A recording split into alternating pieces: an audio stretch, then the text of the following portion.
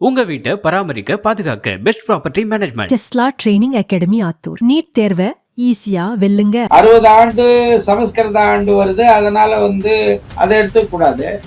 இந்த திராவிடங்கிற சொல்லு சமஸ்கிருதத்தில் தானே வருது, அதையும் எடுத்துக்கிறாங்க. இந்த ஆண்டு பஞ்சாங்கம் எழுதுற அடுத்த வருஷத்து பஞ்சாங்கத்தை அடுத்த ஆண்டு பஞ்சாங்கத்தை இந்த ஆண்டு எழுதும்போது இன்ன நாள் இன்ன தேதியில மழை வரும்னு இன்னைக்கு எழுதுறா, ஓராண்டு சேர்ந்து அதே நேரத்துல மழை வருது. அந்த அறிவற்குடி இன்னமும் தமிழகத்துல இருக்கு. இப்ப அவங்களை கேட்கணும், தையா சித்திரையான்னு அவங்களை கேட்கணும். அவங்க கடைபிடிக்கிறது சித்திரையை தான் கடைபிடிக்கிறாங்க. அப்ப அதுல இருந்து இது கடகரைக்கு திரும்பி மகரரைக்கு போய் திரும்பி அந்த மொரீசியஸுக்கு வர்றதுக்கு ஓராண்டாவது. அப்ப அவங்க இடத்துல இருந்து கதிரவன் புறப்பட்டத அவங்க இந்த நாள் தை 1. கதிரவன் மேல ஓரையில் பயணிக்க துவங்க நாளை சித்திரை 1 அப்படின்னு எடுக்கிறாங்க. அதே வேளை கதிரவன் கதிர்காமத்தில் நேர் உச்சியில் இருக்கும் நாளும் சித்திரை 1 வருது. இலங்கையில் உள்ள கதிர்காமத்துல இருந்து பாத்தீங்கன்னா, இல்ல அங்க இருக்கிறவங்க யாராவது இங்க இருந்து தொடர்பு கொள்ள முடிஞ்சதுன்னா தொடர்பு கொண்டீங்கன்னா, அந்த அவருடைய நிக்கிறவருடைய நிழல் நேர் செங்குத்தா விழும்.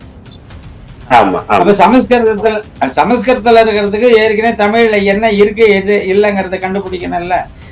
இந்த திராவிடம் பேசுறான் எவனுமே தமிழை சரியா படிக்காதவன். இவன் தலைவனா இருக்கிற ஈவேராவே பள்ளிக்கூடம் போவாதாள். இவனும் தமிழ் படிச்சதெல்லாம் எங்கேயாவது இலக்கியங்கள்ல ஓரிரவு அந்தரங்கம் இந்த மாதிரி நாடகம். நேற்று பொன்முடி பேசினான் பாரு, 10 ரூபா 5 ரூபான்னு. இப்படிப்பட்ட இலக்கியங்கள் தான் இவனை படிச்சிருக்கான ஒழிய திராவிடத்துல இருக்கிற அதுக்கே அவன் 3 பட்டம் வாங்கின பேராசிரியர், உயர்கல்வித்துறை அமைச்சர். அவனுடைய பேச்சு ஒரு காட்டுமிராண்டி கூட அந்த அளவுக்கு பேச மாட்டான், ஒரு தரந்தாழ்ந்த மாசம் பேச மாட்டான். அப்படிப்பட்ட பேச்சு. வணக்கம்.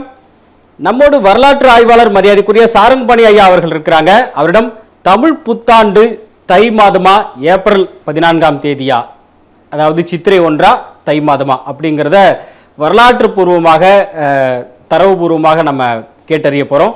ஐயா வணக்கம். ஐயா வணக்கம். டிஎன் மீடியா ஊழியர்களுக்கும் வயந்தடி செவிமடுக்கின்ற தமிழ் உறவுகளுக்கும் எனது அன்பான வணக்கத்தை உரித்தாக்குகின்றேன். ஐயா, தமிழ் புத்தாண்டு தை 1ஆம் நாளா சித்திரை 1ஆம் நாளா அப்படிங்கிறது ரொம்ப நீண்ட பெரும் விவாதமா இருந்திருக்கு. இதுல 3 பேர் 3 விதமா சொல்ற மாதிரி ஆகிடுறாங்க. ஒரு பக்கம் தமிழ் தேசியவாதிகள், ஒரு பக்கம் ஆரிய சமஸ்கிருத சடங்குகளை பின்பற்றுகிறவர்கள், அப்புறமா இன்னொரு பக்கம் திராவிட சித்தாந்தத்தை பேசுறவங்க. இதுல திராவிட சித்தாந்தம் பேசுறவங்க வைக்கிற கருத்து என்னன்னா, அந்த 60 ஆண்டுகள்ங்கிறதே சமஸ்கிருதம் ஆண்டுகளா இருக்குது, அதை பேஸ் பண்ணி தான் நீங்க தமிழ் புத்தாண்டு கொண்டாடுறாங்க இவங்க, அப்ப அது சரியானது இல்லை அப்படிங்கிறது அவங்களுடைய கருத்தா இருக்கு. தமிழ் தேசியவாதிகள் அதுக்கு எதிர்நிலையில் இருக்கிறாங்க. இதனாலேயே தமிழ் தேசியவாதிகள் ஆரியர்களுடைய சமஸ்கிருதத்துடைய அந்த முறையை பின்பற்றுகிறார்கள் அப்படிங்கிற மாதிரியான ஒரு குற்றச்சாட்டை திராவிட தேசியவாதிகள் வைக்கிறாங்க. இந்த விஷயத்தை நீங்க தான் விளக்கணும். ஈவேரா ஒரு கருத்து சொல்லுவாரு, பார்ப்பனர்கள் சொல்றத செய்யாதீங்க, அவங்க என்ன செய்யறாங்களோ அதை செய்யுங்க அப்படிம்பாரு. இப்ப தமிழர்கள் அதே சொல்ல நம்ம எப்படி எடுத்துக்கணும்னாக்கா, திராவிடர்கள் சொல்றதை செய்யாதீங்க. அந்த பிராமணர்கள்ங்கிற இடத்துல பார்ப்பனர்கள்ங்கிற இடத்துல நம்ம திராவிடர்களை போட்டுக்கணும். தமிழர்கள் திராவிடர்கள் சொல்றதை செய்யக்கூடாது. இது ஏன்னு கேட்டா, இவங்க எதுக்கெடுத்தாலும் பிராமணர்கள் சொல்லிருக்கிறதால இவர் மறுக்கிறாங்க. சரி, நம்ம என்ன கேள்வி கேட்கிறோம், 60 ஆண்டு சமஸ்கிருத ஆண்டு வருது, அதனால அதை எடுத்துக்க கூடாது. இந்த திராவிடங்கிற சொல்லு சமஸ்கிருதத்தில் தானே வருது, அதையும் எடுத்துக்கிறாங்க. நீங்க தொன்று தொட்டு வரலாற்று தரவுகளை பார்த்தீங்கன்னாக்கா, ஆரியத்துக்கோ வேதாந்தத்துக்கோ சனாதனத்துக்கோ தனித்த இறையியல் கோட்பாடு கிடையாது. தெளிவா புரிஞ்சுக்கணும். அவங்களுக்கு மெய்யியல் கோட்பாடு, தனித்த மெய்யியல் கோட்பாடு அவங்களுக்கு எதுவும் கிடையாது. அப்ப பிராமணியம் கடைபிடிக்கக்கூடிய அனைத்து மெய்யியல் கோட்பாடும் ஆசிவகத்திலிருந்து உள்வாங்கப்பட்டது. இத புரிஞ்சுக்கணும். ஆசிவகத்திலிருந்து உள்வாங்கப்பட்டு அத அவங்களுக்கு தேவையான அளவுக்கு மாற்றி எழுதுகிறாங்க. அவங்க நலன் சார்ந்த வகையில எதெல்லாம் மாத்தனா அந்த குடி மேல்நிலையில நிக்க முடியுமோ, மற்ற குடியை கீழ்நிலை வச்சு ஆளுமை செய்ய முடியுமோ, அதுக்கு தகுந்த மாதிரி கருத்தியலை மாத்திக்கினாங்க. இதுதான் இன்னைக்கு உள்ள நிலைமை. அப்ப இங்க 2000 ஆண்டுகளுக்கு முன்பு வந்த இன்றிலிருந்து ஒரு 3000 3500 ஆண்டுகளுக்கு இந்தியாவுக்குள் நுழைந்த ஆரியர்கள் ஆசியா கண்டம் முழுக்க பரவி இருந்த ஆசிவக கருத்தியல்ல இருந்து தான் மெய்யியலையும் வானியல் அறிவுகளையும் எடுத்துக்கிறாங்க. மருத்துவத்தை எடுத்துக்கிறாங்க. தமிழருடைய சித்த மருத்துவத்தை கொஞ்சமா மாடிஃபைட் பண்ணதுதான் ஆயுர்வேதம். நம்மளுடைய வான்கணியம் தான் அப்ப அவங்க பயன்படுத்துற வான்கணியமும். ஆண்டு கணக்கு நம்மளதுதான், எல்லாமே நம்மளது. இதுல என்னென்ன பெயர் மாத்திருக்கோம். இப்ப மகாபாரதம் தமிழ்நாட்டுல நடந்தது, தமிழ் காப்பியம். அவங்க 7ஆம் நூற்றாண்டுல தமிழ் காப்பியத்தை கொளுத்திட்டு சமஸ்கிருதத்துல அந்த காப்பியத்தை எழுதும் போது அதை மகாபாரதத்தை மகாபாரதம் அப்படின்னு போட்டுக்கிறாங்க. மாங்கிற சொல் தமிழ் சொல் பெரிய, மகாங்கிறது வடமொழி சொல், அதுவும் பெரியதான். மாமல்லைபுரம்ங்கிறத மகாபலிபுரம்பாங்க. இப்படிதான் தமிழ் ஆண்டுகளையும் திங்கள் பெயரையும் விண்மீன் பெயர் அனைத்தையுமே அவங்க சமஸ்கிருதத்துல மாத்திக்கிறாங்க. மகாபாரதத்தினுடைய நிகழ்விடத்தையும் டெல்லி அர்த்தனாபுரம்னு மாத்திக்கிறாங்க. இப்படி அவங்க மாத்தியத்தால அது தமிழர்து அல்ல அப்படின்னு நம்ம புறக்கணிக்க முடியாது. இப்ப இந்தியா முழுக்க ஒவ்வொரு மொழிவழி தேசியமும் எந்த கணக்கு ஆண்டு பிறப்பா எந்த திங்களை எடுத்துக்குதோ அது தமிழருது. இந்தியா முழுக்க இருக்கிற ஒவ்வொரு மொழிவழி தமிழ் தேசிய ஒவ்வொரு மொழிவழி தேசிய இனங்களும் தொன்மையில தமிழர் குடியை சேர்ந்த நாகர் இனத்தை சேர்ந்தவருங்க தான். இனத்தால் பிராமணர் அல்லாதவர்கள், ஆரியர் அல்லாத இந்தியர்கள் அனைவரும் இனத்தால் நாகர்கள். மொழிவழி தேசிய இனமாக இருப்பதால் தான் அவரு பஞ்சாபியர், மராத்தியர், ஓரியர், வங்காளியர் இப்படி மொழிவழி தேசியமா பிரிஞ்சாலும் இனத்தால நாகர்கள்ங்கும் போது அன்றைய நாகர்கள் ஆசிவக அடிப்படையும் தமிழ் மொழி அவங்களுடைய தாய்மொழியாக இருந்த காலகட்டத்தில் ஆசிவக வானியல் கூறுகள் தான், அந்த கணக்கு தான் இந்தியா முழுக்க நடைமுறையில இருக்கு. அப்படி பார்க்கும்போது நம்மளுக்கு சித்தரை தான் நடைமுறையில இருக்கு. இப்ப அடுத்தது கேட்கலாம், இவங்க இப்ப இந்த 60 ஆண்டு அதுல வந்த கற்பனை கதை எல்லாம் நம்ம அதுக்கு பின்னாடி விளக்கத்துக்கு முன்னாடி, அப்ப சித்திரை நம்மளுக்குனாக்கா அப்ப தை யாருதுங்கிற கேள்வி வரும் இல்லையா? இப்ப தை யாருது? தை யாருமே கொண்டாடுறது இல்லை இந்தியாவில். தமிழரை தவிர வேற யாரும் ஆண்டு பிறப்பு கொண்டாடுறது இல்லை. தை பொங்கல் அன்னைக்கு வருஷப்பருப்பு மாசப்பருப்புன்னு சொல்லுவாங்க. பெரியவங்க எல்லாம் நான் சின்ன பிள்ளையா இருக்கும் போது இட்சி பொடிச்சு போடணும், வருஷப்பருப்பு மாசப்பருப்பும்பாங்க தை ஒண்ண. அப்போ ஒரு இனத்துக்கு 2 ஆண்டு பிறப்பு வருமா அப்படின்னா தமிழருக்கு வந்திருக்கு. நம்ம என்னை பொறுத்த வரைக்கும் ஆய்வு பண்ணும் பொழுது அப்படிதான் நான் அதை கருதுறேன். என்னுடைய ஆய்வுல அது மற்றவங்களுக்கு சரியா படுதா சரியில்லையாங்கிறது வேற. இதுல இப்ப இந்த திராவிட கழகம் சொன்னத்தை தமிழ் சான்றோர்களே, அன்றைய தமிழ் சான்றோர்கள் நிறைய பேரு பாவாணர் முதல் கொண்டு இதை ஏத்துக்கினாங்கன்னு சொல்றாங்க. பாவாணர் மொழியியல் அறிஞர் தானே ஒழிய வானியல் அறிஞர் கிடையாது. அவரு அதே மாதிரி மறைமலை அடிகளாரும் ஏற்றுக்கொண்டாருன்னு சொல்றாங்க. அதான் சொல்றேன், இவங்க எல்லாம் மொழியியல் அறிஞர்கள், வானியல் அறிவுங்கிறது வேற. இப்ப உங்களை இப்ப கண்ணை கட்டி கொண்டு போய் ஒரு இடத்துல உட்கார வச்சுட்டு இல்ல 10 நாள் இருட்டறையில வச்சிருந்துட்டு எந்த நாள் எந்த கிழமைங்கிறதே உங்களுக்கு தெரியாத கொஞ்ச நாள் ஒரு இடத்துல வச்சிருந்துட்டு திடீர்னு ஒரு இடத்துல நள்ளிரவுல கொண்டு போய் ஒரு இடத்துல உட்கார விட்டாக்க வானத்தை பார்த்துட்டு இந்த ராசி இருக்கு, இந்த விண்மீன் இருக்கு, இப்ப என்னென்ன மீன் நிலை வானத்தினுடைய கோள்நிலைகள் எங்கெங்க இருக்குன்னு பார்த்துட்டு இன்னைக்கு இந்த மாதம் இந்த தேதி இன்ன கிழமைங்கிறத சொல்லணும். இவங்கதான் வானியல் அறிஞருங்கிறவங்க. இவங்கதான் பண்டைய வானியல் அறிஞர். வானத்தை பார்த்துட்டு 4 கிழமையெல்லாம் சொல்லிடுவாங்க. இப்ப அது பெருஞ்சத்தினரால முடியுமா? இப்ப தேவநாய பாவாணரால இவங்களால முடியுமா? இவங்க மொழி அறிஞர்கள். வானியல் அறிஞர்களுக்கு தான் ஆண்டு கணக்கு பிறகு எதுங்கிறது அவங்களுக்கு தான் தெரியாது. அப்படி நீங்க பாக்கணும்னா யாரை கேட்கணும்னா தமிழர் குடிகள்ல வள்ளுவ பண்டாரன்னு ஒரு குடி இருக்கு. சரி. இன்னைக்கு பரையர்குடியில அது ஒரு குடிப்பிரிவு. ம். தொன்மை வானியல் பேரறிஞர்கள் அந்த குடிதான். வானியல் பேரறிவர்கள் குடி அந்த குடி. இந்த ஆண்டு பஞ்சாங்கம் எழுதுற அடுத்த வருஷத்து பஞ்சாங்கத்தை அடுத்த ஆண்டு பஞ்சாங்கத்தை இந்த ஆண்டு எழுதும்போது இன்ன நாள் இன்ன தேதியில மழை வரும்னு இன்னைக்கு எழுதுறா, ஓராண்டு சென்று அதே நேரத்துல மழை வருது. அந்த அறிவர் குடி இன்னமும் தமிழகத்துல இருக்கு. இப்ப அவங்களை கேட்கணும், தையா சித்திரையான்னு அவங்களை கேட்கணும். அவங்க கடைபிடிக்கிறது வந்து சித்திரையை தான் கடைபிடிக்கிறாங்க. அப்ப தை எப்படி வந்தது?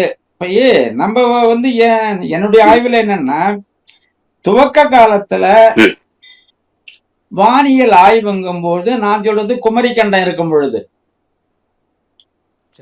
குமரிக்கண்டம் இருந்து குமரிக்கண்டம் பிளவுபட்டு அந்த கண்டங்கள் ஆஸ்திரேலியா இந்தோனேஷியா போன்ற நிலத்தட்டுகள் குமரிக்கண்டத்திலிருந்து விரிஞ்சு நாவலந்தேயங்கிற ஒரு திட்டு வந்து இன்னைக்கு இருக்கிற மொரீசியஸ்ல இருந்து இமயமலை வரைக்கும் ஒரு நீண்ட ஒரு நெடுந்திட்டு தோன்றி இருக்கின்ற காலகட்டத்துல அதுதான் நாவலந்தேயங்கிறோம்.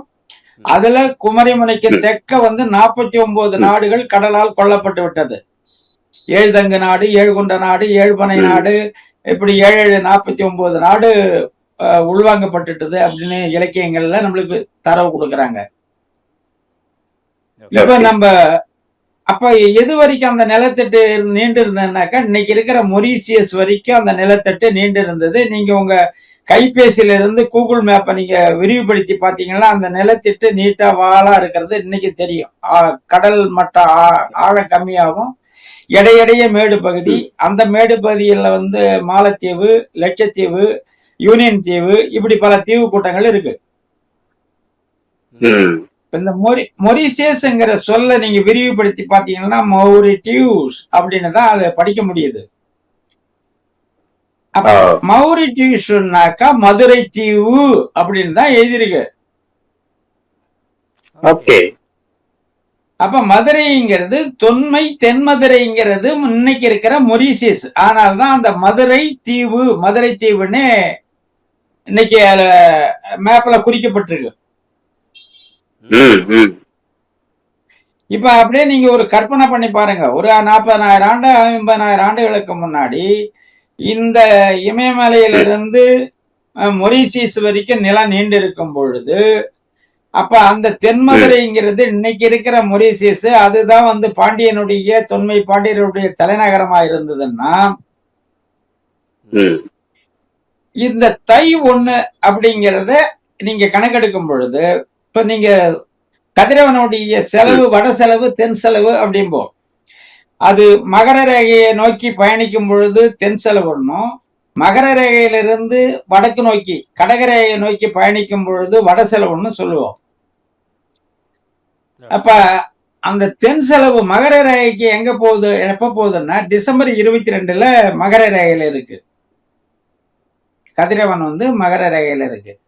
இப்ப மகர ரேகைங்கிறது இப்ப மேப்ல நீங்க வரைபடத்துல பாத்தீங்கன்னா மொரீசியஸுக்கும் தெக்க வரும். அப்ப நம்மளுக்கு வந்து தை 1ங்கிறது ஜனவரி 14 இந்த தேதியில வருதுங்களா?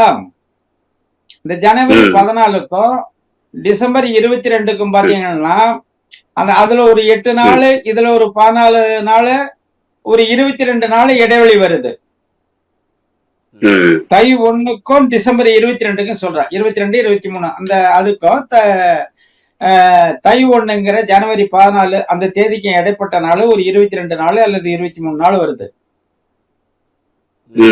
நீங்க அந்த மகர ரேகையிலிருந்து கதிரவன் மொரீசியஸ் இருக்கிற இடத்துக்கு வர்றதுக்கு 22 நாள் ஆகுது. நீங்க தை மாசம் 1ஆம் தேதி மொரீசியஸ் தீவுல நின்னீங்கன்னா கதிரவன் உங்களுடைய நேர் உச்சியில இருக்கும். நேர் வந்து தெற்கு வடக்கு சாயாது, நேரா இருக்கும். அப்ப இதுல இருந்து வந்து தொன்மை தமிழர்கள் ஆண்டு கணக்க தன்னுடைய தலைநகரான இடத்துல இருந்து அந்த அதுக்கு நேர் உச்சியில இருக்கும் பொழுதுதான் ஆண்டை துவக்கிருக்காங்க. கதிரவனுடைய நிலை அதுக்கு நேர் உச்சியில இருக்கும் பொழுதுதான் ஆண்டு கணக்கை துவக்கிருக்காங்கிறத அறிய முடிகிறது. அப்ப அதுல இருந்து இது கடகரேகைக்கு வந்து திரும்பி மகர ரேகைக்கு போய் திரும்பி அந்த மொரீசியஸுக்கு வர்றதுக்கு ஓராண்டாகுது. அப்ப அவங்க இடத்துல இருந்து கதிரவன் புறப்பட்டத அவங்க வந்து இந்த நாள் வந்து தை 1. அப்ப ஒரு வெள்வாயில இருந்து மறு வெள்வா வர்றதுக்கு உள்ள இடைவெளி என்ன, அல்லது ஒரு கருவான்னா அமாவாசையில இருந்து மறு அமாவாசை, வெள்வான்னா பௌர்ணமியில இருந்து மறு பௌர்ணமி வரைக்கும் வர்றதுக்கு எவ்வளவு நாள் எடுக்குதுன்னு பாக்குறாங்க. இத வந்து ஒரு திங்களா அவங்க கணக்கெடுக்கிறாங்க. திங்கள் பூமியை வலம் வரும் ஒரு சுழற்சியை ஒரு திங்கள் அப்படின்னு அவங்க கணக்கெடுக்கிறாங்க. அப்ப திங்களை ஒட்டி தான் துவக்க காலத்துல தமிழர்கள் ஆண்டு கணக்க வந்து கணிச்சிருக்காங்க. இப்ப இந்த ஆண்டுக்கு திங்கள் ஆண்டு முறை, தைய வந்து ஆண்டு பிறப்பாக வச்சு கொண்டாடக்கூடிய ஆண்டு முறைக்கு திங்கள் ஆண்டு முறை அப்படிங்கிறது பேரு. இது தொன்மையில தமிழர்கள் முதல்ல உருவாக்கின ஒரு ஆண்டு கணக்கு. இது ஆண்டு கணக்குக்கு சரியா வருதான்னாக்கா மத்த கணக்குக்கு இது சரியா வரல. கோள்களுடைய சுழற்சி, வட்டத்தினுடைய பாகை, பூமி ஒரு கோள வடிவம்னாக்கா அது தன்னைத்தானே ஒரு சுற்று சுற்றும் போது அது 360 பாகையை கடக்கிறது. ஒரு நாளைக்கு 6 பாகையை கடக்கிறது. அப்ப 60 நாளைக்கு 6 36 360 பாகையை கடக்கிறது. அது இந்த மாதிரி கணக்கு. அதுக்கு அடுத்தது ராசி மண்டலங்கள், ஓரை மண்டலங்கள் 12, இதெல்லாம் பின்னாடி வந்து ஆய்வுக்கு உள்ளாக்கப்படுது. விரிவான வான ஆய்வு பின்னாடி வருது. துவக்க கால கணக்கு இது. இதுல வரும் பொழுது இந்த சந்திரனுடைய அந்த கணக்கு வந்து எதுலயும் ஒத்துட்டு வரல. இது 27 நாள் 28 நாள் தான் வருது ஒரு சுற்று சந்திரன் வர்றதுக்கு. நீங்க அந்த கணக்கு பிரகாரம் பாத்தீங்கன்னாக்கா 13 மாசத்துக்கிட்ட வருது. 13 மாசம் சொச்ச வருது. அது அந்த 12 மாதத்துக்குள்ளால அதை கொண்டாட முடியல. நீங்க 28 நாள் இல்ல 27 நாள்ல நீங்க 365 நாள நீங்க வகுத்தீங்கன்னாக்கா உங்களுக்கு 13 கிட்ட வந்துடும். இப்ப இவங்களுக்கு 12 வரணும் கணக்குக்கு. இப்ப அந்த வரையறைக்கும் அது சரியா வரல.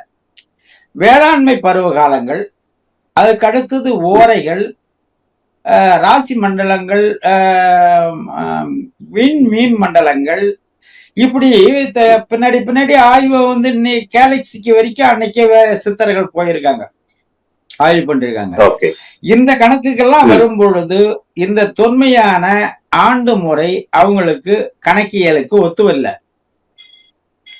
ஆனா ஒரு 10,000 ஆண்டு காலம் இல்ல ஒரு 5,000 ஆண்டு காலம் இது புழக்கத்துல தமிழர்கிட்ட இருந்தது தொன்மையில. அதுக்கு பிறகு அந்த தென் நாவலந்தீவு கடல்கோளால அழியப்பட்டு இலங்கையும் இன்னைக்கு இருக்கிற இந்தியாவும் ஒன்னா இருந்த ஒரு காலகட்டத்துல அன்னைக்கு கதிர்காமம் வந்து இந்த இன்னைக்கு நம்ம இறை வழிபாட்டுல முருகன் சொல்றவங்க கூட ஆசிவகர்ல ஒரு பெருஞ்சத்தனா இருக்கக்கூடும் நம்ம கருத வேண்டியதா இருக்கு. அவருடைய தலைநகர் வந்து கதிர்காமமா வச்சிருக்கணும். இது கிட்டத்தட்ட ஒரு 5,000 ஆண்டுகளுக்கு முன்னாடி உள்ள நிலை நான் சொல்றது. அப்ப அந்த கதிர்காமத்துல இருந்து இருந்த காலகட்டத்துல ஒரு விரிவான வானியல் ஆய்வு மேற்கொள்ளப்பட்டு பழைய ஆண்டு முறைகள் திருத்தப்பட்டு புதிதாக தமிழர்களுக்கு ஒரு ஆண்டு முறை உருவாக்கப்படுகிறது. அந்த ஆண்டு முறை வியாழனுடைய ஆண்டு முறை என்று கணிக்கப்படுகிறது. வியாழன் கதிரவனை ஒரு சுற்று வர்றதுக்கு 12 ஆண்டு ஆகும். 12 ஆண்டு வரும். அப்ப வியாழன் ஆண்டு முறைங்கிற கணிக்கிறாங்க. அந்த வியாழன் ஆண்டு முறையை கணிக்கும் பொழுது பூமியானது கதிரவனை ஒரு முழு சுழற்சி வருவதற்கு 365 நாள் வருது. இவங்க 30 நாள் 12 மாசத்துக்கு ஒரு மாசத்துக்கு 30 நாள் போட்டா கூட 5,4 நாள் கூட வந்து நிக்குது. இப்ப 360ங்கும் பொழுது நீங்க வந்து இப்ப இது தெளிவா பார்க்கணும். பூமி வந்து தன்னைத்தானே சுத்துது. ஒரு நாளைக்கு தன்னைத்தானே புவிக்கோள் ஒரு சுற்று சுற்றும் பொழுது தன்னுடைய நிலப்பரப்பில் அது 360 பாகையை கடக்கிறது. சூரிய ஒளியிலிருந்து அந்த சூரிய ஒளியினுடைய செங்குத்து பார்வையிலிருந்து 360 பாகையை ஒரு நாளில் பூமியானது கடக்கிறது. அதே வேளை கதிரவனை சுற்றி வரும் புவியின் சுற்றுவட்ட பாதையில் ஒரு பாகை கிடக்கிறது. ஒரு நாளைக்கு ஒரு பாகை கிடக்கிறது. நீங்க சூரிய மண்டலத்தை அப்படி பூமி சுத்தி வர்றத நீங்க ஒரு வட்டமா போடணும். வட்டமா போட்டு பாத்தீங்கன்னாக்கா அது சுற்றி வர்றதுக்கு 360 நாள்னாக்கா ஒரு நாளைக்கு ஒரு பாகை கடந்து போறதா நம்மளுக்கு கரெக்டா வரும். இப்ப அந்த சுற்றுவட்ட பாதையும் சரியான வட்டமா இருந்தா நம்மளுக்கு இந்த 365 நாள் கூட வரதுக்கு வாய்ப்பு இல்லை. 360 நாள் தான் சரியா வரும். இது நீள்வட்ட பாதையா இருக்கிறதால வட்டப்பாதையை விட அது இந்த கோடிக்கும் இந்த கோடிக்கும் எதிரெதிர் கோடியில நீள்வட்டத்துல போகும்பொழுது பயண தூரம் வந்து அதிகமாகுது. இதனுடைய விளைவு தான் இந்த 5.25 நாள் கூட கூடாது. இல்லைன்னா வட்டத்தினுடைய பாகை என்ன 360நாக்கா புவியினுடைய சுழற்சி நேரமும் ஒரு நாளைக்கு ஒரு பாகைன்னு சரியா வந்து நிக்கும். அந்த நீள்வட்டம் இல்லாத சரியான வட்டமா இருந்தா. இப்படி வியாழன்ல இருந்து இவங்க ஒரு மறு ஆண்டு கணக்கு எடுக்கிறாங்க. அப்படி எடுக்கும் பொழுது இவங்க இந்த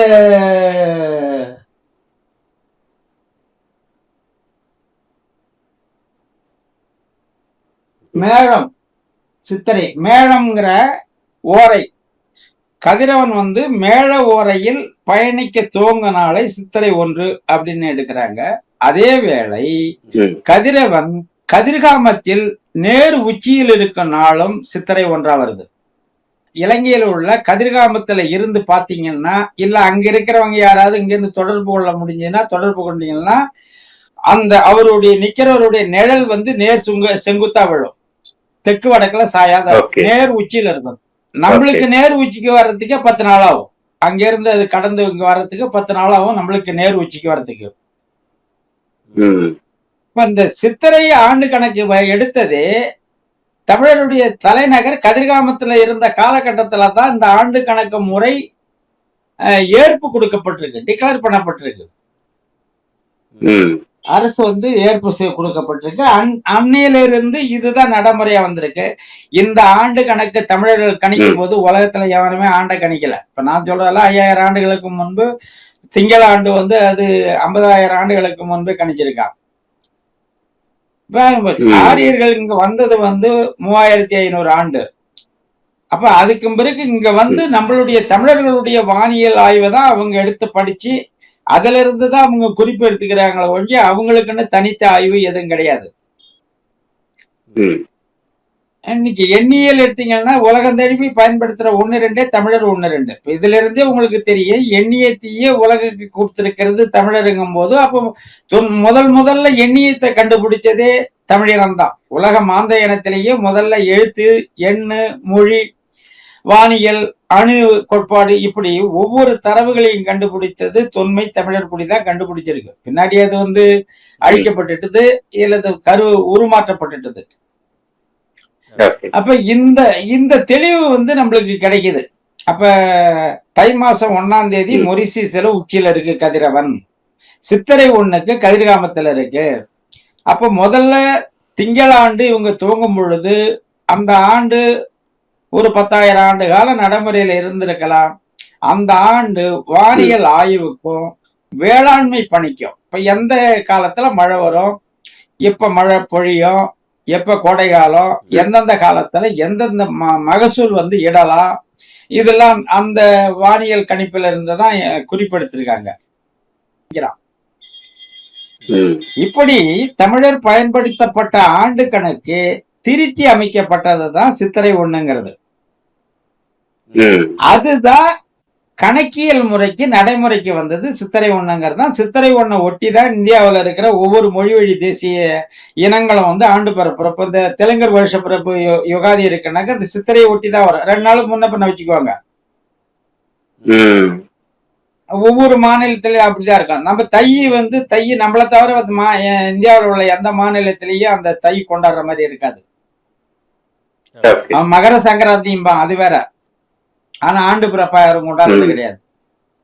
அப்ப இந்தியா முழுக்க ஒரு ஆண்டு கொண்டாடுறாங்கனாலே அது நம்ம ஆண்டு தான். ஏன்னா இப்ப இந்தியா முழுக்கவே தமிழருடைய மெய்யியல் கூறு தானே, தொன்மை தமிழர்கள் தானே. இந்தியா முழுக்கவே தொன்மை தமிழருடைய நாடு தானே. அப்ப இந்த ஆண்டு கணக்குல வரும்போது சும்மா சித்திரை மட்டும் அவரு சொல்லிட்டு போல, இப்ப சித்திரையில இருந்து எப்படி முதல்ல நாள் கணக்கை எப்படி எடுக்கிறாங்க அப்படிங்கிறத பார்ப்போம். ஒரு நாள் அப்படிங்கும்போது நம்ம நாளுங்கிறோம். இன்னைக்கு ஆங்கிலேயர்கள் வச்சிருக்கிற வினாடி, செகண்டு, நிமிஷம், மணி இதையெல்லாம் விட மிக நுட்பமானது தமிழருடைய காலக்கணிப்பு. அவங்க ஒரு நாளை 24 கூறுகளா பிரிக்கிறாங்க மணிங்கும் போது. தமிழர்கள் 60 கூறுகளா பிரிச்சிருக்காங்க. 60 கூறுங்கும் போது மிகச்சிறிய கூறு, 24 விட மிகச்சிறிய கூறு. ஒரு மணிக்கு 2.5 நாழி வருது, ஒரு மணிக்கு 2.5 நாழி வருது, அவ்வளவு துல்லியமானது. அப்ப நம்மளுடைய காலக்கணிப்பு 10 இமை ஒரு மூச்சு, 10 இமை ஒரு மூச்சு. இப்போ ஒரு செகண்டுக்கு 2.5 இமை கணக்கு பண்ணீங்கன்னா இது கூட ஒப்பிடும் பொழுது ஒரு செகண்டுக்கு 2.5 இமை. அப்போ செகண்டை விட மிக துண்மையானது, நுட்பமானது இமை. 10 இமை ஒரு மூச்சு, 60 இமை, 10 இமை ஒரு மூச்சு, 6 மூச்சு ஒரு வினாழி, அல்லது 60 இமை ஒரு வினாழி, 10 வினாழி ஒரு பாகை, அல்லது 6 பாகை ஒரு நாழி, அல்லது 60 வினாழி ஒரு நாழி. 6 பாகை ஒரு நாழி அல்லது 60 வினாழி ஒரு நாழி. இந்த நாழிங்கிறதா கடி அப்படின்னு சொல்றது அந்த நாழி தான். கடி ஆரம் அப்படிங்கிறது அதுல இருந்துதான் அந்த சொல்லு வந்தது. அந்த பொரிய, கடி காட்டக்கூடிய பொரிய ஒரு மாலையில போட்டுக்கினாங்க, செயின்ல போட்டிருப்பாங்க. பழைய இந்த ஆங்கிலேய காலத்துல எல்லாம் பார்த்தா அந்த கடிகாரத்தை செயின்ல போட்டு தூக்கி பயிரில் போட்டிருப்பாங்க. அந்த கடி காட்டக்கூடிய பொரிய ஒரு ஆரத்துல கட்டி போட்டதால் தான் அதுக்கு பேரு கடி ஆரம், கடியாரம்னு வந்தது. அப்ப நாழி கடி.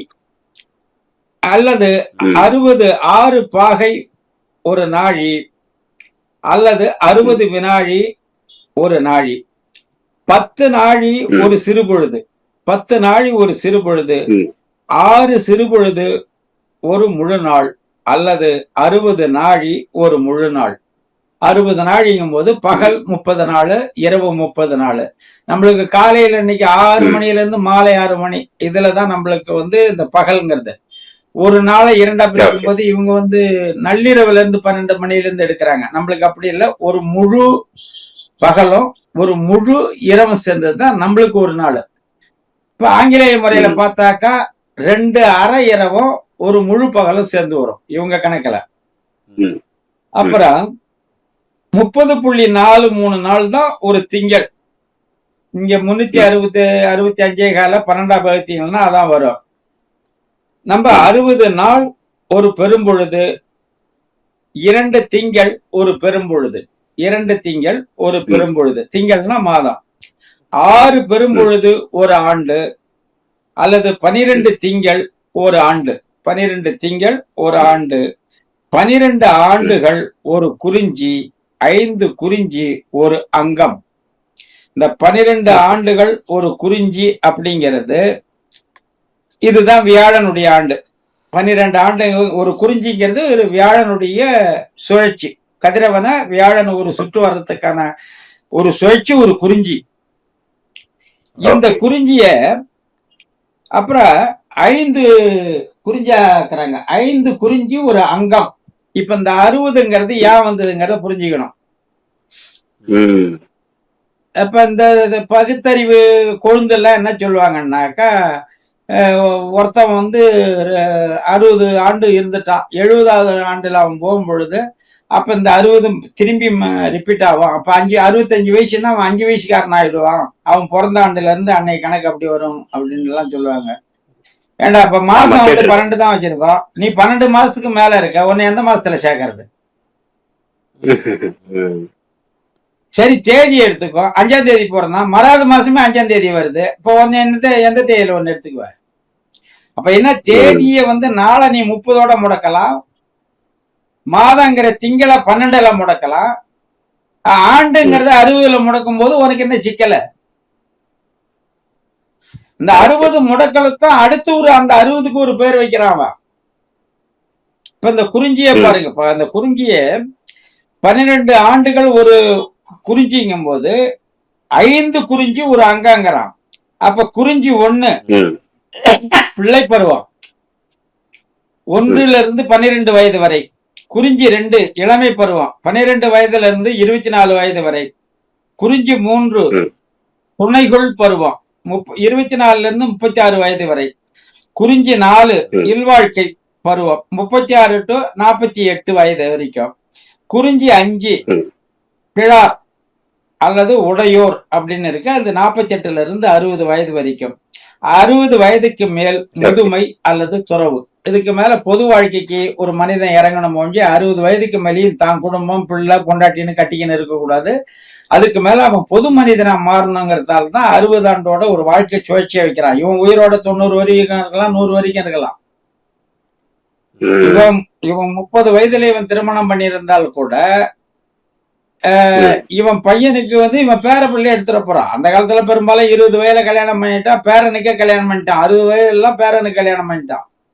அதுக்கு மேலேயும் வந்து குடும்பத்துக்குள்ளால உழப்பறிச்சுங்கிறது சரியானதில்லை. சமூகத்துக்காக தன்னுடைய வாழ்க்கையில் ஏற்பட்ட அனுபவங்களை மற்ற மக்களுக்கு எடுத்து சொல்லி இவன் பட்ட கஷ்டத்தை அடுத்த சந்ததிகள் படாத அதை எளிதா கடந்து வர்றதுக்கான ஒரு பொது வாழ்க்கைய மேற்கொள்ளணுங்கிறதான். துறவினாக்கா மரத்தடியில போய் உட்காந்து பிச்சை எடுக்கிறது இல்லை. ஊருக்காகவும் நாட்டுக்காகவும் மக்களுக்காகவும் பொதுவான கருத்துக்களை முன்வைக்கக்கூடிய ஒரு வாழ்வியலுக்கு வரணும் அப்படிங்கிறது தான். இப்ப இந்த சிறுபொழுது, இந்த ஒரு நாளை 6 சிறுபொழுதா பிரிச்சாங்கன்னு சொன்னோம். காலைங்கிறது ஒரு நாழியிலிருந்து 10 நாழி வரைக்கும். அதாவது இன்னைய மணிக்கணக்கில் பார்த்தா 6ல இருந்து 10 மணி வரைக்கும், காலை 6 மணில இருந்து 10 மணி வரைக்கும் காலை. நண்பகல் 10 நாழியிலிருந்து 20 நாழி வரைக்கும். அப்ப மணி 10ல இருந்து 2 மணி வரைக்கும் நண்பகல். அப்புறம் 20 நாழியில இருந்து 30 நாழி வரைக்கும், மணிக்கணக்கில் பார்த்தா 2 மணில இருந்து 6 மணி வரைக்கும் ஏற்பாடு. நம்ம மாலைன்னு சொல்றோம், மாலை இது கிடையாது. இப்ப நம்ம சாயந்தரம் ஆனாலே மாலைங்கிறோம், மாலை கிடையாது, ஏற்பாடு. அப்புறம் 30 நாழியில இருந்து 40 நாழி வரைக்கும், அதாவது இரவு வந்து 6 மணில இருந்து 10 மணி வரைக்கும், 6 மணில இருந்து 10 மணி வரைக்கும், அதுதான் மாலை, அது மாலை. அந்த 40 நாழியில இருந்து 50 நாழி வரைக்கும், மணிக்கணக்கில் பார்த்தா 10 மணியில இருந்து இரவு 10 மணில இருந்து 2 மணி வரைக்கும் யாமம். நாழியில 50ல இருந்து 60 வரைக்கும், மணிக்கணக்கில் இரவு 2 மணில இருந்து காலை 6 மணி வரைக்கும், அந்த 10 நாழி வைகறை. அப்ப காலை, நண்பகல், ஏற்பாடு, மாலை, யாமம், வைகறை என்று ஒரு பகலை 6 சிறுபொழுதாக பிரித்திருக்கிறார்கள். அவ்வாறே ஆண்டுகளையும் 6 பிரிவாக, அது 6 பெரும்பொழுது என்று பிரித்திருக்கிறார்கள். இளவேனில், முதுவேனில், கார்காலம், கூதிர்காலம், முன்பனிக்காலம், பின்பனிக்காலம். இப்ப இதுல இளவேனில் அப்படிங்கும் போது இன்னைய நடைமுறையில இருக்கிறது சித்திரை வைகாசி இளவேனில், ஆனி ஆடி முதுவேனில், ஆவணி புரட்டாசி கார்காலம், ஐப்பசி கார்த்திகை கூதிர்காலம், மார்கழி தை முன்பனிக்காலம், மாசி பங்குனி பின்பனிக்காலம். இந்த ஆர் பாலகிருஷ்ணன் என்ன சொல்றாரு, இளவேனில வந்து இளவேனில தான் தைங்கிறாரு, தைக்கும் ஐப்பசிக்குமான அந்த இடைவெளியை அவர் இப்படித்தான் சொல்றாரு.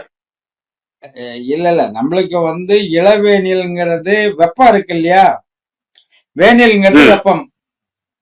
வேனில்னா வெப்பம். சித்திரை மாசம் வைகாசி மாசம் வெப்பத்துடைய துவக்க நாள். இப்ப இதை விட வந்து அக்கினி நட்சத்திரம்னு சொல்லுவோம், கொடுமையான வெயிலா இருக்கு. இந்த 2 திங்கள் வந்து இப்ப வெப்பத்தை வந்து இருக்க உச்சம் பெறும். அதுக்கு அடுத்தது ஆணி ஆடியில வந்து உச்சத்துல இருந்து இறக்கம் பெறும். இறக்கம் பெறதான் முதுவேனிலுங்கிறோம். அந்த வெப்பம் வந்து முதுமை அடையுது. சரி. அதுக்கு பிறகுதான் வசந்த காலம். அப்ப இந்த ஆடி இருக்குல்ல, அந்த முதுவேனில் முடிவு காலம் இருக்குல்ல, ம். ஆனி ஆடி தானே முதுவேனில். முதுவேனில் முடிவு காலம் தான் நம்மளுக்கு வேளாண்மை துவக்க காலம். ஓகே. ஆடிப்பட்டம் தேடி வரேன்னு சொல்லுவாங்கல்ல. ஆமா. ஆடிப்பெருக்கு ஆடிப்பெருக்கு அங்க குடகுமலையில மழை பெஞ்சு ஆடி 18க்கெல்லாம் காவிரியில தண்ணி வந்துடும். இங்க நெல்லு நாத்து விட ஆரம்பிச்சிடுவாங்க. ம்.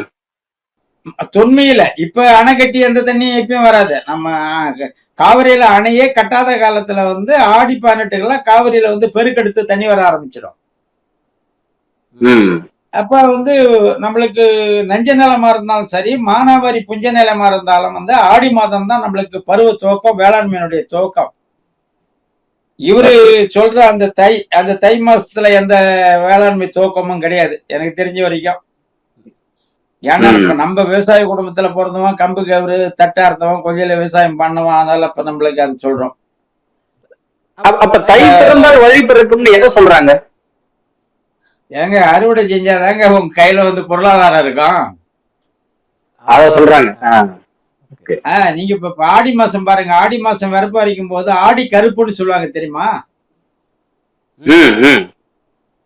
இப்ப பழைய காலத்தெல்லாம் ஆடி மாசம் பெரும் பஞ்சம் வரும். சாப்பாட்டுக்கே வழி இருக்காது. அதெல்லாம் உணவுக்கே வழி இல்லாம, கம்பு கேவரே இல்லாம 2 நாள் 3 நாள் சாப்பாடு இல்லாத பட்டினி கிடந்திருக்கான். ஏன்னா இந்த விறக்கம்புன்னு கொஞ்சம் எடுத்து வைப்பாங்க. அந்த விறக்கம்பு ஒரு பானையில மூட்டை முடிச்சு போட்டு வச்சிருவாங்க. அதை உயிரே போனாலும் அந்த கம்பை தொட மாட்டாங்க.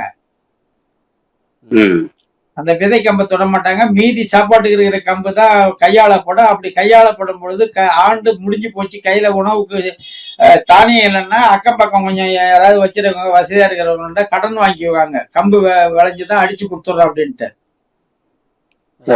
அப்படியும் எங்கேயும் பெரட்ட முடியாத காலத்துல பட்டி தான் கிடக்கணும். அந்த பட்டி கிடக்குள்ள கூட இந்த விதை கம்புல வந்து கை வைக்க மாட்டாங்க. அப்போ உணவு நெருக்கடி வந்துடும். ஏன்னா அந்த உணவு இருப்பினுடைய அறுவடை கடைசி காலம் ஆடி மாசங்கிறது. உணவு கையிருப்பு நம்ம கிட்ட வச்சிருந்தோமே அதனுடைய இறுதி காலம். இப்ப ஆடி மாசத்துக்கு அப்பதான் அந்த விதைக்கம்ப கொண்டு போய் வயல்ல விளைவிப்போம். அது வளைஞ்சதுக்கு 3 மாசம் ஆகும். அதை அறுவடை பண்ணி நம்மளுக்கு திரும்பி உணவு கிடைக்கிறதுக்கு. அதுக்கு பிறகு கேழ்வரகு வரைப்போம். நான் சொல்றதெல்லாம் வந்து மானாவாரி மாசல் பகுதியில சொல்றான். எங்க பகுதி அதுதான். அப்ப இந்த கேழ்வரகு, உளுந்து, பயிறு இதெல்லாம் அறுவடை வந்து தையில தான் அறுவடை கிடைக்கும். அப்ப தையில வந்து ஏற்கனவே அறுத்து வச்ச கம்பு இருப்பு இருக்கும், புதுசா வந்த கேழ்வரகு இருக்கும், சாமை, கொள்ளு, தேனை, உளுந்து, பருப்பு எல்லா உணவுப் பொருள்களும் வந்து அதிகமா இருக்கிறது தையல் தான். கையிருப்பு இருக்கும். அப்பதான் ஒரு பொண்ணு கட்டி கொடுக்கணும்னாக்கா இருக்கிற உணவுப் பொருள் அந்த தானியங்களை வித்து ஏதாவது செய்ய முடியும், செலவு பண்ண முடியுங்கிறதாலதான் தை பிறந்தால் வழி பிறக்கும் அப்படின்னு வச்சான். இதனாலதான் ஆடி மாசத்தை கருப்புன்னு வச்சான். ஆடி மாசம் கருப்பு இருக்கிறதாலதான் அந்த காலத்துல உள்ள முன்னோர்கள் என்ன பண்ணாங்க, ஒரு பெரு நிலக்கிழறா இருந்தவங்க, வசதி வாய்ப்பு இருந்தவங்க கிட்ட தானியம் இருப்பு, கையிருப்பு இருக்கும். வீட்டுல சேறு, தொம்பை இதுல வந்து சேமிச்சு வச்சிருப்பாங்க. சிறு விவசாயி, கூலி தொழிலாளிகளுக்கு உணவு பற்றாக்குறை ஏற்பட்டு ஆடி மாசத்துல பசி பஞ்சத்துல தள்ளப்படுவாங்க. இந்த அடிப்படையில தான் ஆடி மாசத்துல ஊர்ல இருக்கிற அம்மன் கோயில்ல வந்து வெள்ளிக்கிழமை, செவ்வாய்க்கிழமை கூழ் காய்ச்சி ஊத்துற நடைமுறையா இதுதான் கொண்டு வந்தான் முன்னோர்கள். வசதி இருக்கிறவங்க அந்த மாசம் முழுக்க வந்து கூழ் ஊத்துனாங்கன்னாக்கா வசதி வாய்ப்பு இல்லாதவங்க கோயில்ல போய் அந்த கூழை குடிச்சாவது பழிச்சுக்குவாங்க. ஏன்னா இந்த தினக்கூலி மக்களுக்கெல்லாம் உணவு பஞ்சம், பெரும் பஞ்சமா இருக்கும் ஆடி மாசத்துல. அந்த நடைமுறையை வச்சுதான் இன்னைக்கு ஆடி மாசம் வந்து நம்ம கூழ் ஊத்திக்கின்னு இருக்கோம், சோறு போட்டுக்கின்னு இருக்கோம் அம்மன் கோயில்ல. ஆமா. இப்படி இந்த நாட்கள் வந்து 6 பெரும்பொழுது பிரிச்ச பிறகு அப்புறம் திரும்பி வந்து அந்த 6 பெரும்பொழுத 7 நாளை வந்து ஒரு கிழமையா பிரிக்கிறாங்க. அப்படி 7 நாள் கிழமையா பிரிக்கும் பொழுது ஞாயிறு, திங்கள், செவ்வாய், அறிவன், புதன் கிடையாது, அறிவன், வியாழன், வெள்ளி, சனி கிடையாது, காரி. இப்படி 7 நாள் ஒரு கிழமை வாரம்னு கொண்டு வராங்க. ஒரு வாரம் 7 நாள் ஒரு வாரம்னு கொண்டு வராங்க. அதுக்கு பிறகு 12 ஓரைகள், ராசி மண்டலங்கள் வானியல்ல ஆய்வு பண்றாங்க. இந்த 12 ஓரைகளும் இன்னைக்கு நம்ம புழக்கத்துல இருக்கிறது, அதாவது ஆரிய வழியில அவங்க கிட்ட நம்மளுடைய வானியல் நூல்கள் சமஸ்கிருதத்துல மாற்றப்பட்டு மூல நூல் தமிழ் நூல் ஓலைச்சுவடிகள் கொளுத்தப்பட்ட பிறகு இன்னைக்கு அதுல இருந்துதான் நம்ம எடுத்து கையாள வேண்டிய ஒரு சூழல் இருக்கிறதால அவங்க வச்ச பேரை தான் இன்னைக்கு நம்ம நடைமுறையில கூட்டுக்கின்னு இருக்கோம். மேஷம், ரிஷபம், மேஷம், ரிடபம், மிதுனம், கடகம், சிம்மம், கன்னி, துலாம், விருச்சகம், தனுசு, மகரம், கும்பம், மீனம், இதுதான் இன்னைக்கு நம்ம பயன்பாட்டுல இருக்கோம். ஆனா நம்மளுடைய தமிழ் பெயர் என்ன? இந்த 12 ராசி அல்லது ஓரைகளுக்கு மேளம், விடை, ஆடவை, கடகம், மடங்கல், அரிவை, துளை, நளி, சிலை, சுரவம், கும்பம், மீனம்.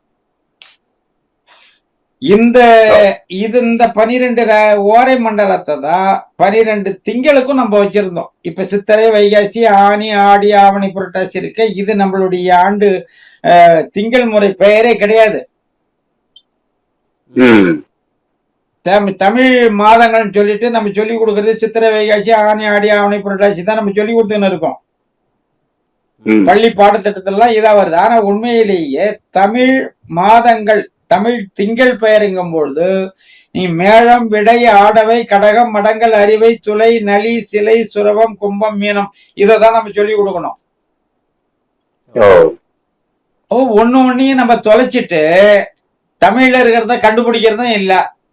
கேட்டாக்கா ஈவேரா தமிழ்ல காட்டுமிராண்டி மொழி, தமிழ்ல ஒண்ணும் கிடையாது, அது முட்டாப்பய மொழி, தமிழ்ல இருக்கிறத கண்டுபிடிக்கிற அளவுக்கு இவனுக்கு அறிவு கிடையாது.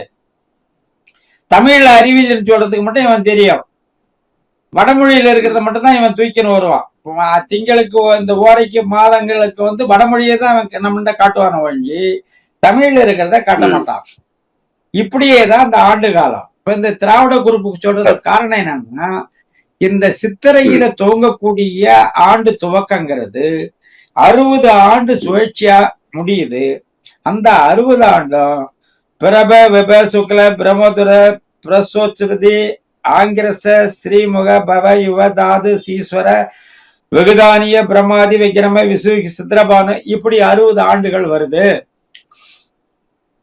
அதோட மட்டும் இல்லாம இந்த 60 ஆண்டுகளும் பிரம்மனும் நாரதனும் கூடி அதுல ஏதோ ஒரு 60 பிள்ளை பிறந்தது, அந்த 60 பிள்ளைக்கு பெயர் சூட்டப்பட்டது. இப்படிங்கிறதால இது முட்டாள்தனமானது. அதனால இது தமிழந்து இல்லைன்னு திராவிடர்கள் சொல்றான். ஈவரா வச்சு அந்த கும்பல் சொல்லுது. தமிழனுடைய ஆண்டியல் கணக்க, மாத கணக்க பிராமணர்கள் எடுத்துக்கின்னு அவன் மொழியில அவன் மொழிபெயர்த்துக்கிறான், மகாபாரதத்தை மொழிபெயர்த்த மாதிரி. அப்ப தமிழ்ல என்ன இதுக்கு இருந்ததுங்கிறத ஆய்வு பண்ணி நம்ம எடுக்க வேண்டியது அறிவாளித்தனம ஒழிய. இப்ப இங்க பாருங்க, யாரு தமிழ் இனத்துக்கு மிகப்பெரிய எதிரிங்கிறத தெளிவா புரிஞ்சுக்கணும். பிராமணர்கள் இந்த 60 ஆண்ட பெயர் மாத்தனா கூட பயன்பாட்டுல வச்சிருக்கான்.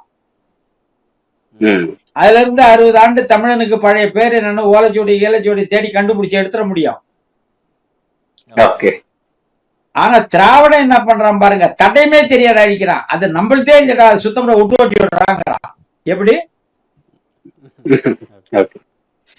ஒவ்வொரு வழிபாட்டு சடங்கு முறையிலையும் பிள்ளையார் பிடிச்சி வைக்கிறதுல இருந்து, கர்ம காரியத்துல இருந்து, பிறந்த நாள்ல இருந்து, கல்யாணத்துல இருந்து, ஒவ்வொரு பண்டிகைகள்ல இருந்து ஒவ்வொன்றுக்குள்ளாலேயே தமிழருடைய வரலாற்று கூறுகள், அறிவியல் கூறுகள் உள்பொதிஞ்சு கிடக்கு. ஆரியம் அதை மடை மாற்றி அந்த கருத்தியலை வேற கருத்தியலை சொல்லியோ இல்ல கருத்தே தெரியாம சடங்கு முறை செய்யணும் போ, அப்படிதான். தேங்காயை உடைச்சு அவ கண்மூலி தெக்கால வைக்கணும், கண்ணு இல்லாத மொழி வடக்கால வைக்கணும், யானை கேட்டா அதான் சடங்கு முறை, அப்படி வச்சுட்டு போ. இப்படி மூடத்தனமாவது அந்த பழக்கத்தை கடைப்பிடிச்சிக்கணும் வர வச்சிருக்கிறது ஆரியம். வெத்தலையை வைக்கும் பொழுது வெத்தலை காம்பு தெக்க இருக்கணும், மொனை வடக்க இருக்கணும். வாழைப்பழத்தை வைக்கும் போது காம்பு தெக்க இருக்கணும், மொனை வடக்க இருக்கணும். இப்படி அந்த பூசை செய்யும் போதெல்லாம் இந்த சில முறைகள், சடங்கு முறைகள் இருக்குன்னா இதுக்கு ஒண்ணு காரணத்தை மாத்தி இருக்கும், இல்லைன்னா காரணமே தெரியாத ஒழிச்சிருக்கும், அந்த பொருள் தெரியாம ஒழிச்சிருக்கும். இது ஆரியத்து வேலை. அப்படி இருந்தா கூட அந்த சடங்கு முறை நடைமுறையில இருக்கு, அதை உயிர்ப்போட வச்சிருக்க ஆரியம். ஓகே. அந்த வகையில நம்ம தமிழனுடைய பண்பாட்டு கூறுகளை ஆய்வு பண்றதுக்கு ஒரு தடயமாவது அங்க இருக்கு. ஆனா திராவிடம் என்ன பண்ணா தடயமே இல்லாதாக்குது. ஓகே. இப்ப ஒண்ணு இல்ல, இப்ப ஆரிய சால சில நம்மளே அறியாத பயன்லாம் நிறைய இருக்குங்க. ஆரியம் 1000 முட்டாள்தனத்தை நம்மள்ட்ட கொடுத்தா கூட, இப்ப பழனி மலை மேல ஒரு முருகன் கோயில் என்ன எப்பயோ அந்த மலையை திமுக உடைச்சு வித்திருப்பானா? ஒவ்வொரு மலை மேலேயும் ஒரு கோயில் இருக்கும். நீங்க ஒவ்வொரு ஊர் பக்கம் சுத்தி இருந்தீங்கன்னா, மலை இருக்கிற ஊர் பக்கம் போனீங்கன்னா, இந்த சிவன் கோயில், முருகன் கோயில், பெருமாள் கோயில் எல்லாம் அந்த ஊர்ல 10 மலை இருக்குன்னா அது ஒரு மலை மேல சிவன் கோயில் இருக்கும், ஒரு மலை மேல பெருமாள் கோயில் இருக்கும், ஒரு மலை மேல முருகன் கோயில் வச்சிருப்பான். அந்த 10 மலையில இந்த 3 மலை மட்டும் உயிரோட இருக்கும். மீதி 7 மலையை உடைச்சு இன்னைக்கு கல்குவாரி ஆக்கி இன்னைக்கு எம்சண்டா மாத்திட்டான். அப்ப ஒரு வகையில நம்ம பாராட்ட வேண்டியதா இருக்கு. இவன் அந்த முட்டாள்தனமான சாமியை வச்சா கூட அந்த சாமி இருந்ததால மலை உயிரா இருக்கு. அந்த கோயில் இருக்கிறது தானே இருக்கு. அந்த கோயில் இருக்கிற மலையை போய் நீங்க உடைக்கும் போது மக்கள் புரட்சி உருவாயிடும் இல்லையா? விட மாட்டாங்க. அப்ப ஒண்ணு இல்லாத மலை இவனு தட்டு உடைச்சு எடுத்துக்கிறான். அப்ப இப்ப திராவிடத்தையே நீ ஆரியத்தையும் ஒப்பிட்டு பார்க்கும் பொழுது ஒரு வகையில இவனுடைய அழிவிலிருந்து, இயற்கை அழிவிலிருந்து ஆரியம் வந்து காப்பாத்திருக்கு, இயற்கையை காப்பாத்திருக்குன்னு சொல்லலாம். அந்த வகையில அவங்க அதுக்காக பண்ணலன்னா கூட நம்மளுக்கு அப்படி பயன்படுத்தது. அப்படி ஒவ்வொன்னையும் வந்து அவங்க மாத்தி இருந்தால் கூட அழிக்கல. இவனும் என்ன பண்றான், இந்த 60 ஆண்டு நம்மளது இல்லைங்கிறான், இந்த ஆண்டு தமிழ் எழுதுமே நம்மளுக்கு சித்திரையே தமிழ் பிறப்பு இல்ல, தமிழ் ஆண்டு பிறப்பு இல்லைங்கிறான். அப்ப தமிழனுக்கு ஆண்டு பிறப்பு தான் என்ன? இப்ப நம்மளுடைய எண்ணிய முறை கணிய முறை முழுக்க வந்து பஞ்சாங்கத்துல இருந்து எல்லாமே வந்து சித்திரை அடிப்படையா வச்சுதான் இருக்கு. பஞ்சாங்க தைய அடிப்படையா வச்சு இல்ல. இந்த ஆண்டு 60 ஆண்டுகளை நான் சொல்றேன். அந்த 60 ஆண்டு ஏன் நிறுத்தினாங்கிறதுக்கு முன்னாடியே சொல்லிட்டு 5 குறிஞ்சி வந்து ஒரு அங்கம், அந்த 5 12 60 ஆண்டு அது ஒரு சுழற்சின்னு முன்னாடி சொல்லிட்டு தரவு இல்லைங்களா? இப்ப இந்த 60 ஆண்டுகளுக்கு இந்த தமிழ் ஆண்டியும் சமஸ்கிருதத்துல இருக்கிற 2 பேருமே சொல்றான். பிரபவ முதற்பம், விபப விரல், சுக்கல சுடரி, பிரமோதுத பிரங்கல், பிரச்சோத்பதி குடிமை, ஆங்கிரச ஆளி, ஸ்ரீமுக திருமுகம், பவ எழுச்சி, யுவ இளம்பி, தாது தாது, ஈஸ்வர இறைமை, வெகுதானிய புண்ணியம், பிரமாதி மயலி, விக்கிரம வியந்திரல், விசு நிரலி, சித்திரபானு ஏரொளி, சுபானு நேரொளி, தாரண தாரவம் தராவம், பார்த்திப அரசம், விய வியல், சர்வசித்து ஆயசித்து, சர்வதாரி ஆயவேலி, விரோதி வைரி, விக்ருதி வேற்றிகம் வேற்றகம், கர கராளி, நந்தன நந்தனம், விசய கொற்றம், ஜெய வெற்றி, மன்மத மன்மதம், துன்முகி தென்முகி, ஏவிளம்பி நெடும்பாணி, விளம்பி பாணி, விகாரி வியரி, சார்வரி ஆயகம், பிளவ தாவகம், சுக்கிலகிருது நலமி, சோமகிருது செழுமி, குரோதி செம்மல், விசுவாசு விழுவகம், பராபவ நன்புனலி, பிளவங்க பாய்வகம், கீலக கீலகம், சௌமிய எழில், சாதாரண பொதுமன், விரோதிகிறது, எரிபுகம், பருதாபி, தன்னழி, பிரமாதிச, மக்கி, ஆனந்தம், ராட்சச, தின்மகம், நலம், பிங்களம், காலயுக்தி, கால உத்தி, சித்தார்த்தி, சித்தகம், ரௌத்ரி, உருத்திரம், துன்மதி, தென்மதி, துந்துமி, உருத்ரோகாரி, உகாரி, இரக்கதாட்சி, கனலி, குரோதன, ருத்திகம், அட்சய, நித்தியம். இப்ப இந்த 60 தமிழ்ல சொல்றேன், நடைமுறையில இருக்கிறதையும் சொல்றேன்.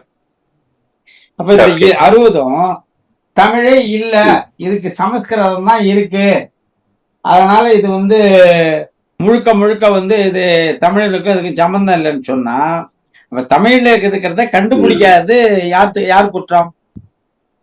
இப்படியே 27 விண்மீன்கள், இந்த நட்சத்திரங்கள் அசுவனி, பரணி, கிருத்திகை, ரோனி, மிருகசீரதம், திருவாதிரை, புனர்பூசம், பூசம், ஆயில்யம், மகம், பூரம் அப்படின்னு இந்த வருது இல்லைங்களா, இன்னைக்கு நடைமுறையில இருக்கு இல்லையா.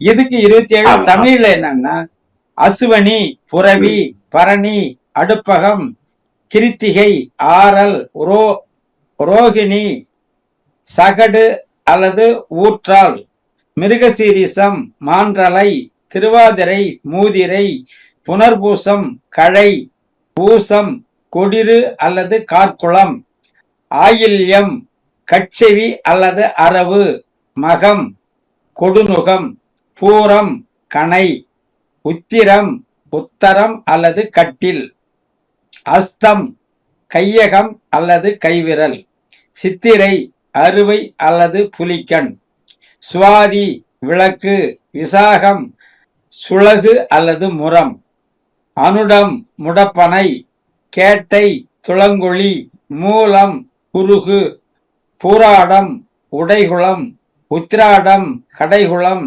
திருவோணம், முக்கோல், அவிட்டம், காக்கை, சதயம், செக்கு, பூரட்டாதி, நாழி, உத்திரட்டாதி, முரசு, ரேவதி, தோணி.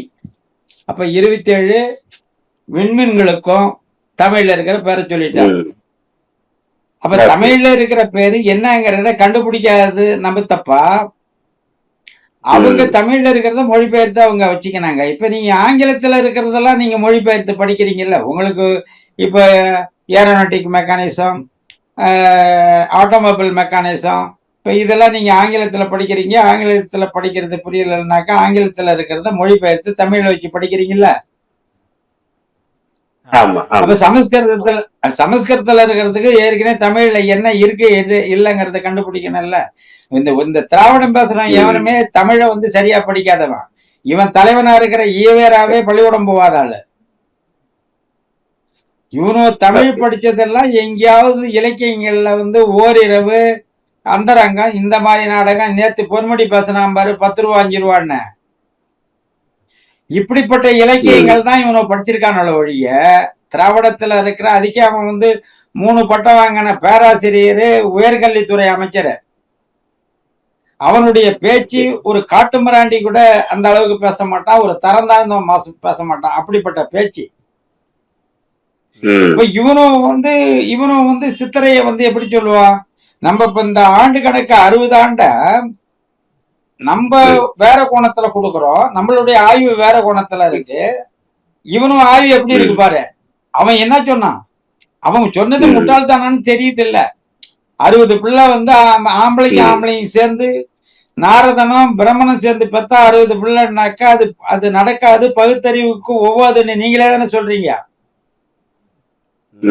அப்புறம் அந்த கருத்தை எடுத்துக்கிட்டு இதை சரியில்லைன்னு எப்படி சொல்றீங்க? ஒவ்வொன்னையும் அவங்க அந்த உள்பொருளை செக்சுவலா தான் அவன் ஆய்வு பண்ணுவான். திராவிடனுடைய புத்தியே தான். பூசன்னா என்ன, ராமன்னா என்ன, அதுக்கு அறிவியலா என்ன விளக்கன்னு போய் ஆய்வு பண்ண மாட்டான்.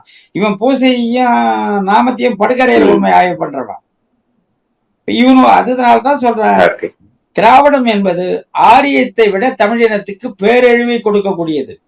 அதனால நம்மளுக்கு வந்து இப்ப தை யாருது, நம்மளதுதான். அது ஒரு 50,000 ஆண்டுகளுக்கு முன்னாடி தமிழர்கள் முதல்ல வானியல் ஆய்வு பண்ணி நாள் கணக்கு கோள் கணக்கை எடுக்கும் பொழுது சந்திரனை வச்சு ஆண்டு கணக்கை உருவாக்கினது. அப்பொழுது அவங்க ஆண்டினுடைய துவக்க நாளா இருந்தது. கதிரவன் தன் உச்சந்தலையில் இருந்து வடக்கு தூக்கி பயணிக்கும் பொழுது வடசெலவுக்கு துவங்கும் பொழுது ஆண்டு முதல் நாளாக எடுத்தார்கள். அந்நாள் என்பது மொரீசியஸில் நாம் இருந்தால் நேரு உச்சியில் இருக்கும். அப்ப தென்மதுரையில் எடுத்த கணக்கு சந்திர கணக்கு அல்லது திங்கள் ஆண்டு முறை என்பது. அந்த அடிப்படையில் தை ஆண்டு முதல் நாள் தை திங்கள். காலப்போக்கில் அந்த ஆண்டு முறை வானியல் ஆய்வுக்கும் இயற்கை சூழலியல் ஆய்வுக்கும் பல்வேறு கோள் பிழநிலை விண்மீன்கள் இப்படி பல்வேறு அறிவியல் வேளாண்மை சார்ந்த ஆய்வுக்கு அடுத்தது ஆண்டு கணிப்புக்கும் அது ஒத்து வராததால் பிற்காலத்தில் ஒரு 5000 ஆண்டுகளுக்கு முன்பு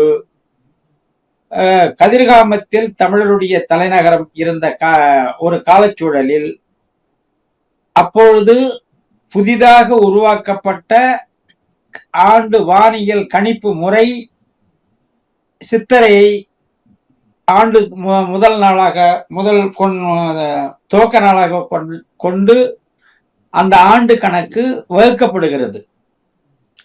அன்று சித்திரை 1 அன்று கதிர்காமத்தில் கதிரவனின் வட செலவு பயணத்தின் போது தன்னுடைய உச்சிக்கு நேர் கதிரவன் வரக்கூடிய இடம் கதிர்காமம். அந்த இடத்துல இருந்தா இந்த கணிப்பு எடுத்திருக்காங்க. அந்த அடிப்படையில அதுவும் நம்மளதுதான், இதுவும் நம்மளதுதான். அது சடங்கு முறைக்கு பயன்படுத்திக்கலாம்.